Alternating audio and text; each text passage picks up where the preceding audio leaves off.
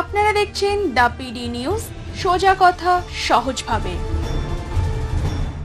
এই নিউজটি নিবেদন করছি ডিজিটাল গ্যালারি। সাধ্যের মধ্যে স্বাদ পূরণের সঠিক ঠিকানা।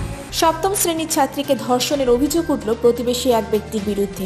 ঘটনাটি ঘটে রায়দিঘি থানা এলাকায়। সূত্রের খবর, গতকাল বিকেলে ওই ছাত্রী টিভি দেখতে গিয়েছিল পাশের বাড়িতে, কিন্তু বাড়িতে কেউ না থাকায় সেই সুযোগে অভিযুক্ত প্রশান্ত আরি নাবালিকাকে ধর্ষণ করে বলে অভিযোগ। পরে পরিবারের অন্যান্য সদস্যরা আসলে ছাত্রীটি সব জানায় তাদেরকে। এরপর রাতেই নাবালিকার বাবা অভিযোগ দায়ের করে রায়দিঘি থানায়। ঘটনা হচ্ছে, উনি আমার শ্বশুর শাশুড়ির কাছে থাকে ছোটোবেলাতে, আমার মেয়েটা, ঠিক আছে।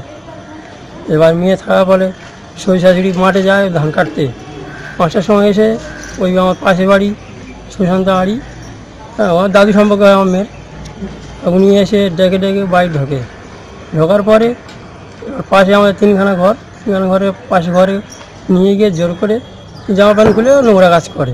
আমার মেয়ে ক্লাস 7-এ পড়ে। সুযোগ নেয় বলতে এখন আসে, যাতায়াত করে, দাদু সম্পর্কে হয়, আসে যা আসে করে, ওরকম করে বলে তো আমরা যাই না। সম্পর্ক যেমন আছে তেমন থাকে। পাশে বাড়ি একদম পাশে বাড়ি। ওরা ওইভাবে সেইগুলো এসে আমরা থানায় বললাম। থানায় বলার পরে থানা থেকে থানা অফিসাররা সঙ্গে সঙ্গে আমাদের কথা শুনে লিখে রেখে তারপরে গিয়ে ওরা ধরে আনতে। আমি চাইছি যে যারা শাস্তি পায়, কারণ আমার মেয়েরা আজকে করেছে, আবার অন্য কারোর মেয়ের করবে, তো ওইটা না হয়, তাদের যেন সময় যেন শাস্তি পায় যেন। অভিযোগের ভিত্তিতে রাতেই অভিযুক্ত প্রশান্ত আরিকে গ্রেপ্তার করে গ্রিটের বিরুদ্ধে পোকসো আইনে মামলা রুজু করে রায়দিঘি থানার পুলিশ। এদিন তাকে ডায়মন্ড হারবার মহকুমা আদালতে তোলা হলে বিচারক 3 দিনের জেল হেফাজতে নির্দেশ দেন।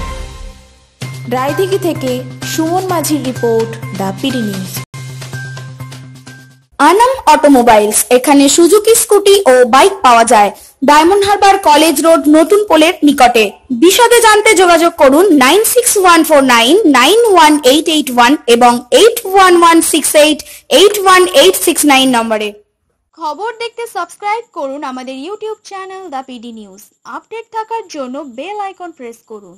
ফেসবুক পেজকে লাইক করে আমাদের সাথে থাকুন।